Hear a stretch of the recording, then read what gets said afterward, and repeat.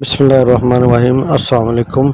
आज की वीडियो के अंदर हम बात करेंगे एल्गोरिदम डिज़ाइन मेथड्स के बारे में।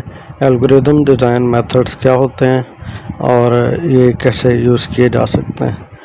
तो इससे पिछली वीडियो में हमने देखा था कि हमारे पास जो सॉल्यूशन आता था हम वो सिलेक्ट करते थे, उसको इम्प्लीमेंट करते थे। उस इम्प्लीमेंटेशन से पहले हम उसके एल्गोरिदम बनाते थे। एल्गोरिदम क्या होता है ये हमने पढ़ा था कि एक स्टेप बाय स्टेप कोई भी हमने काम करना होता था। जैसे हमने यहाँ पे देखा था कि हम कोई चीज़ बनाते हैं, जैसे कि यहाँ पे हमने दरख्त लगाना था तो उसके लिए हमने कुछ स्टेप लिखे थे, ये 7 स्टेप थे। तो ये जो स्टेप होते हैं स्टेप बाय स्टेप प्रोसीजर होता है, जो हमारा काम होता है उसको स्टार्ट से लेके एंड तक छोटे छोटे स्टेप में डिवाइड कर देते हैं। पहले ये करना है, फिर ये करना है, इस चीज़ को कहते हैं एल्गोरिदम। अब ये जो एल्गोरिदम है इनको डिस्प्ले करने के लिए, दिखाने के लिए कुछ मेथड्स होते हैं। उन मेथड्स के बारे में जो आज हम डिस्कस करेंगे। Algorithm design method provide a range of tools and technique to tackle various computational problem effectively. वो कहता है जो मुश्किल हमारे प्रॉब्लम होंगे उनको डिज़ाइन करने के लिए, डिस्प्ले करने के लिए, दिखाने के लिए किसी को, उसके लिए एल्गोरिदम डिज़ाइन मेथड यूज़ होते हैं। हर मेथड की अपनी एक खूबी है, हर मेथड की एक अपनी खामी होती है। तो कोई प्रॉब्लम जो होते हैं उनके लिए कोई वाला डिज़ाइन यूज़ होता है, कोई और प्रॉब्लम है उसके लिए कोई अलग मेथड यूज़ होता है। तो understanding different method allow one to choose the most appropriate approach for a given problem leading to more efficient elegant solution. वो कह रहा है कि आपने जितने भी मेथड हैं उन सबको सीखना है। उसकी वजह ये होती है कि बास प्रॉब्लम ऐसे होते हैं उनके अंदर एक मेथड एल्गोरिदम डिज़ाइन मेथड वो अच्छा लगता है, वो इजीली उसके अंदर उसको डिस्क्राइब किया जा सकता है उस प्रॉब्लम को, जबकि दूसरे मेथड के अंदर हम उसको इजीली जो एक्सप्लेन नहीं कर सकते अपने प्रॉब्लम को। तो आप देखते हैं कि ये जो मेथड कौन कौन से होते हैं। पहला मेथड होता है फ्लो चार्ट का। Flow chart are visual representation of the steps in a process और system depicted using different symbol connected by arrows. Flow chart क्या कहता है कि विजुअल रिप्रेजेंटेशन होती है, जो भी हमारा प्रोसेस होता है उसके अंदर कौन कौन से स्टेप हैं। जैसे हमने पीछे पढ़ा था कि एक दरख्त लगाने के कुछ स्टेप्स होते हैं, वो स्टेप्स जो हैं वो कौन कौन से, उन स्टेप तो उन जो जितने स्टेप्स हैं यहाँ पे आप देखें हमने वो 7 स्टेप लिख दिए थे बस, कि वो दरख्त लगाना उसके 7 स्टेप लिख दी। अब हमने क्या करना है कि हमारे पास जो स्टेप थे इनको किसी एल्गोरिदम मेथड के ज़रिए से लिखना है। अब वो एल्गोरिदम मेथड हम फॉर एग्जांपल फ्लो चार्ट्स लेते हैं। तो फ्लो चार्ट के अंदर हम कुछ डायग्राम्स बनाते हैं, कुछ तस्वीरें बनाते हैं, उन तस्वीरों की मदद से हम ये स्टेप जो है वो बनाते हैं। They are widely used in various fields including computer science, engineering and business to model processes, design system and communicate complex workflow clearly and effectively। मुख्तलिफ फील्ड के अंदर ये फ़्लो चार्ट यूज़ और होते हैं, कंप्यूटर साइंस, इंजीनियरिंग, बिजनेस और model process में system design के अंदर इसलिए यूज़ होते हैं ताकि जो हमारे स्टेप्स हैं उनको इजीली एक्सप्लेन किया जा सकता है। तो इसकी इम्पोर्टेंस क्या होती है कि हमें क्लियरिटी होती मिलती है कि फ़्लो चार्ट जो हमें एक प्रॉब्लम की अगर हमें समझ नहीं आ रहा तो फ़्लो चार्ट में हम देखें तो उसको इजीली हमें समझ आ जाता है, तो हमें असल पता चलता है कि प्रॉब्लम क्या है। फिर communication, they are excellent tool for communicating complex process to wide audience ensuring everyone has a common understanding.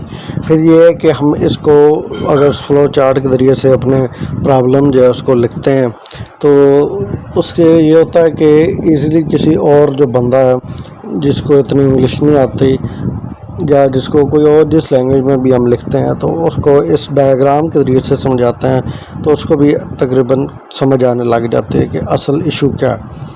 Problem solving, flow chart help identify bottlenecks and inefficiency in process aiding in problem solving and optimization. तो जब हम problem solve करते हैं flow chart के ज़रिए से तो हमें पता चलता है कि हम यहाँ पे क्या क्या चेंजेस कर सकते हैं इजीली। जबकि हम खाली लिख के स्टेप्स देते हैं वहाँ पे थोड़ा मुश्किल होता है, लेकिन जब डायग्राम बनाई होती हैं फ़्लो चार्ट्स के, जो डायग्राम बनाते हैं फ़्लो चार्ट बनाते हैं तब वो हमारे लिए प्रॉब्लम सॉल्विंग में हेल्प करता है। They serve as essential documentation for system and processes which is used for training and reference purpose।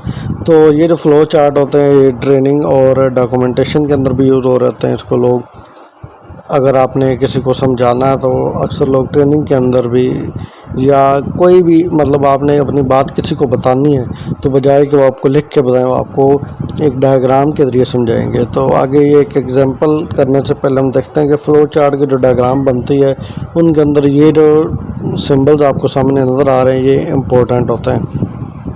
मतलब इन सिंबल के मिला से हम जो डायग्राम फ़्लो चार्ट बना सकते हैं।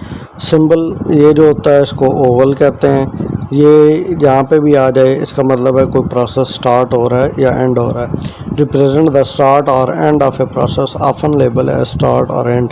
यहाँ पे इसके ये लिखा होता है, ये ना लिखें तब भी हमें समझ आ जाती है। इस तरह का जो सिंबल है ये स्टार्ट के लिए या एंड के लिए। इसमें अंदर स्टार्ट भी लिख सकते हैं अगर आप तो स्टार्ट कर रहे हैं, तो जहाँ पे एंड हो रहा है इसके अंदर एंड लिखेंगे तो इसका मतलब है हमारा प्रोसेस एंड हो रहा है।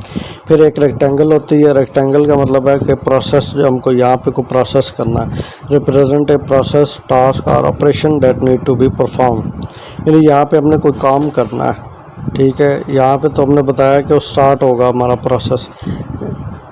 यहाँ पे कह रहा है कि प्रोसेस जो एक्चुअल में प्रोसेस जो उसको एग्जीक्यूट करवाना।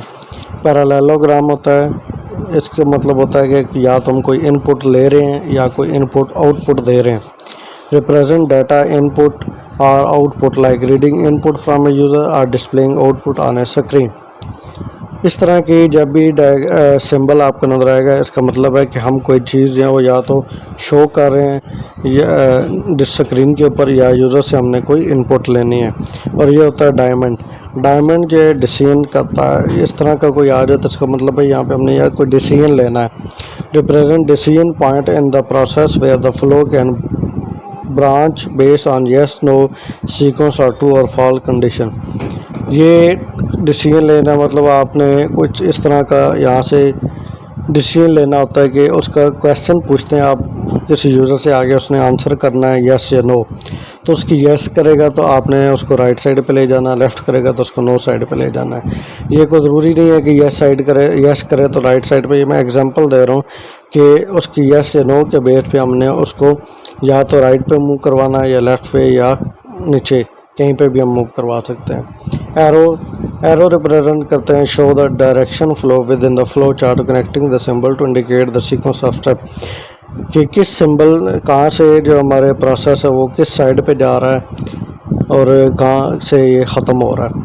अब ये जो जितने सिंबल हैं इनकी मदद से मैं एक एग्जांपल आपको दिखाऊंगा, उसमें आपको समझ आ जाएगी कि ये एग्जांपल किस लिए होते हैं। अब ये देखिए एक सिंबल है फ्लो चार्ट का एग्जांपल। यहाँ पे ये स्टार्ट लिखा हुआ है, आपने ये देखा था। यहाँ पे भी ये सिंबल आ जाए इसका मतलब है कि वो स्टार्ट हो रहा है, स्टार्ट। अब ये एक फ़्लो चार्ट है कि आपने एक यूज़र जो है वो एक जो शॉप है उसके पास कोई ऑर्डर आया है, उन्होंने वो ऑर्डर जो है उसको भेजना है, तो एक प्रोसेस उसके लिए हमने फ़्लो चार्ट के ज़रिए से बनाया।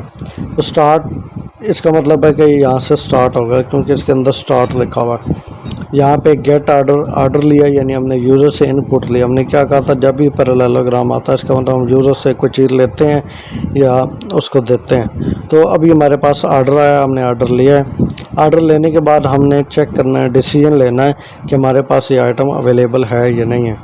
हम चेक करेंगे आइटम अवेलेबल नहीं है तो हम कस्टमर को बता देंगे कि हमारे पास ये चीज़ नहीं है। यहाँ पे प्रोसेस ख़त्म हो जाता है।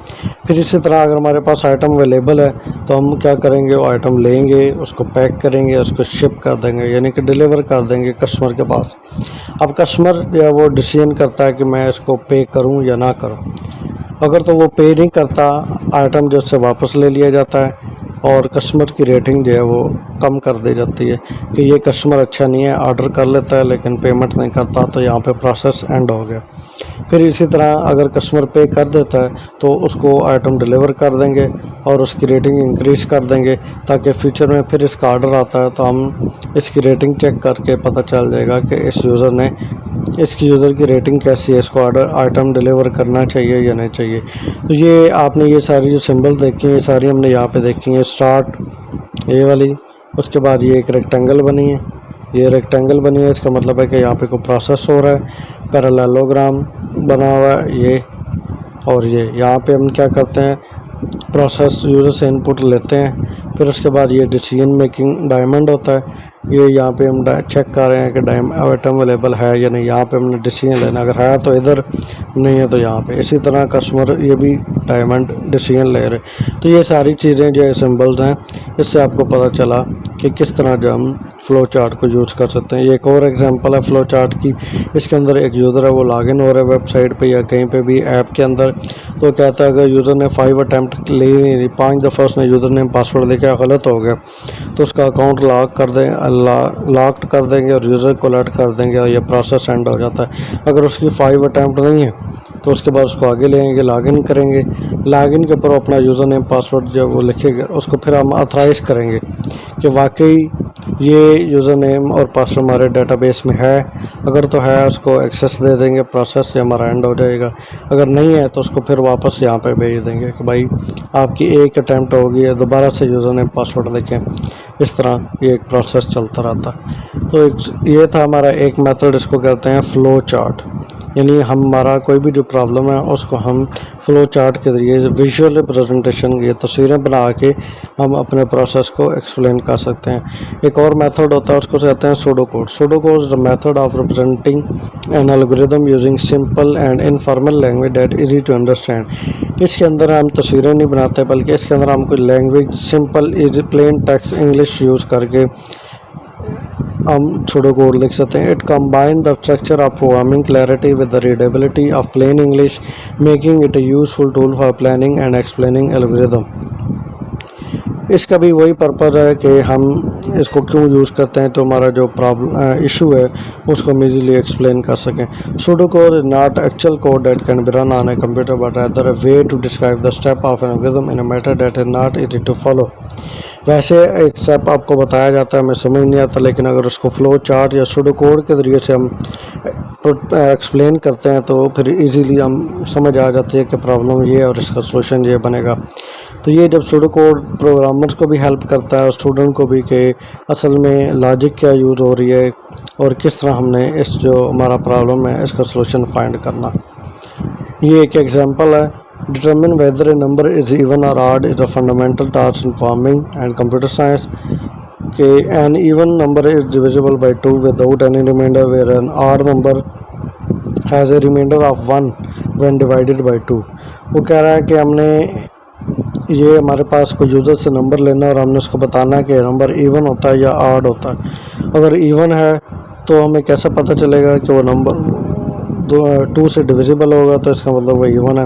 अगर 2 से डिविजिबल नहीं है, यानी कि अगर रिमाइंडर में कुछ आ जाता है, तो इसका मतलब है वो नंबर इवन नहीं है, ऑड नंबर है। तो ये इस प्रॉब्लम का एक सूडो कोड लिखा हुआ है। सबसे पहले हमने क्या करना होता है, procedure check even odd number. हमने प्रोसीजर लिखना है वर्ड, और उसके आगे हमने लिखना है कि हमने करना क्या, चेक इवन ऑड, जो number check even odd number, जो हमारे पास नंबर आता है उसको चेक करना है कि इवन है या ऑड। फिर इनपुट नंबर, इनपुट क्या करती है, हमने नंबर लेना है, नंबर टू बी चेक, और नंबर चेक किया जाएगा इनपुट नंबर को। आउटपुट, अगर नंबर इवन है तो आउटपुट आएगी इवन, अगर नंबर ऑड है तो आउटपुट आएगा ऑड। इस तरह बिगिन का मतलब होता है कि सूडो कोड यहाँ से स्टार्ट होगा। If number modulo 2 is equal to 0, यहाँ पे मॉडुलो ऑपरेटर होता है, ये चेक करता है कि जो आपका नंबर है वो 2 पे डिवाइड होता है और उसका रिमाइंडर 0 आता है या नहीं आता। अगर तो 0 आ जाता है इसका मतलब है वो इवन है, अगर नहीं आता एल्स तो इसका मतलब है ऑड। और यहाँ पे हमारी ये वाली इफ़ जो है, ये एंड इफ़ जो कंडीशन स्टार्ट हुई थी ये हमारे पास ख़त्म हो गई है, तो ये फिर एंड आ गया, ये एंड आ गया कि बिगिन का एंड आ गया, तो हमारे पास जो प्रोसेस है वो एंड हो गया। तो ये सूडो कोड इस तरह लिखते हैं। प्रोसीजर डिक्लेरेशन, सबसे पहले हमने इसकी एक्सप्लेनेशन बता रहा हूँ। सबसे पहले हमने प्रोसीजर डिक्लेयर करना होता है कि हम क्या कर रहे हैं, इससे हमें पता चल जाता है कि ये सूडो कोड किस लिए है। तो यहाँ पे हमने लिख दिया procedure check even odd number. तो ये चेक करा, the pseudo code begin with the declaration of the procedure check even odd which takes a single input number. एक नंबर इनपुट ये लेता है प्रोसीजर, ठीक है, बताएगा कि इवन है या ऑड। फिर इनपुट किस लिए लिखा जाता है, the procedure accept a variable number which is the integer to be checked. एक इंटीजर नंबर इनपुट लिया जाता है, उसको चेक करते हैं कि ये इवन है या ऑड है। आउटपुट क्या होती है, आउटपुट में हम उसको बताते हैं कि ये इवन है या ऑड। फिर begin mark the start of the procedure, यहाँ पे प्रोसीजर स्टार्ट हो रहा है, ठीक है। ये थोड़ा सा प्रोसीजर एक्सप्लेन करते हैं कि इस तरह होगा। अब नीचे प्रोसीजर एक्चुअल में स्टार्ट हो रहा है। Condition check, the condition check if number modulo operator 2 is equal to 0, तो अगर ये मॉडुलो ऑपरेटर यानी 0 0 आता है तो फिर हम जो क्या है उसको इवन शो करेंगे, अदरवाइज उसको ऑड शो करेंगे। इवन केस क्या होता है, odd case if the condition is true the procedure print even. Odd case में क्या होगा, अगर ये एक केस है यहाँ तक, इफ़ एस जो होते हैं ये केस होते हैं, यानी कि अगर इवन है तो फिर ये शो करवा दो इवन, एल्स यानी कि अगर इवन नहीं है तो फिर ऑड शो करवा दो। तो ये एक केस था हमारा। अगर तो नंबर आता है इवन तो हम इस केस के अंदर इवन लिख देंगे। अगर हमारे पास जो नंबर आता है इस तरह का जो ऑड है तो हमारे पास उस केस के अंदर ऑड प्रिंट हो जाएगा। और एंड पे ये बताता है कि यहाँ पे हमारा प्रोसीजर एंड हो गया। तो सूडो कोड क्यों यूज़ करते हैं, वही चीज़ें जो फ्लो चार्ट के लिए होती हैं। क्लैरिटी मिलती है हमें, प्लानिंग मिलती है, किस तरह प्रोसीजर को सॉल्व करना है, कम्युनिकेट कर सकते हैं इजीली, उन बंदों को भी बता सकते हैं जिनको प्रोग्रामिंग नहीं आती। अब यहाँ पे एक दफ़ा जो सारी चीज़ें हमने पढ़ी हैं उनका मेन डिफरेंस देख लेते हैं। सूडो कोड और फ्लो चार्ट में क्या डिफरेंस होता है। Pseudo code plain language use करता है, फ्लो चार्ट के अंदर लैंग्वेज नहीं यूज़ करते, ग्राफिकल सिंबल यूज़ करते हैं। और सूडो कोड के अंदर इसमें हम स्टोरी की तरह पढ़ रहे होते हैं हर स्टेप को, और इसके अंदर हम इस तरह होता है कि एक मूवी देख रहे हैं कि फ्लो चार्ट के अंदर कोई सिंबल बाय सिंबल जो हमारा प्रोसेस है वो हमें हमारे सामने शो हो रहा होता है। Pseudo code communicate the step and detail narrative like format. Pseudo code जो इस तरह स्टेप डिटेल में बताता है और इसका एक अपना एक फॉर्मेट होता है, यानी कि यहाँ पे आपने प्रोसीजर लिखना है, यहाँ पे आपने बिगिन लिखना है, यहाँ पे आपने इनपुट लिखना है, यहाँ पे आउटपुट लिखना है। जबकि फ्लो चार्ट कम्युनिकेट करता है विजुअल फॉर्मेट से। यहाँ पे आपने डायमंड का सिंबल लगाना है, यहाँ पे आपने ओवल का सिंबल लगाना है, रेक्टेंगल का सिंबल लगाना है, इस तरह करके। It is particularly useful for documenting algorithm in a way that can be easily converted into actual code in any programming language। तो ये डॉक्यूमेंटेशन के लिए भी यूज़ होता है और सेम इसी तरह फ्लो चार्ट जो है ये भी डॉक्यूमेंटेशन के लिए यूज़ होते हैं। तो यहाँ तक आपको समझ आ गई होगी किस तरह हम जो अपने सॉल्यूशंस हैं उनके लिए एल्गोरिथम बनाने के लिए मुख्तलिफ मेथड यूज़ कर सकते हैं। और वो मुख्तलिफ मेथड कौन कौन से हैं, फ्लो चार्ट और सूडो कोड। ये हमने शुरू में पढ़ा था कि हम डिपेंड करता है हमारे प्रॉब्लम के ऊपर कि हम उसके लिए फ़्लो चार्ट बनाएं या सूडो कोड बनाएं। तो यहाँ तक के लिए इतना। वीडियो अच्छी लगी तो लाइक करें। अल्लाह हाफ़िज़।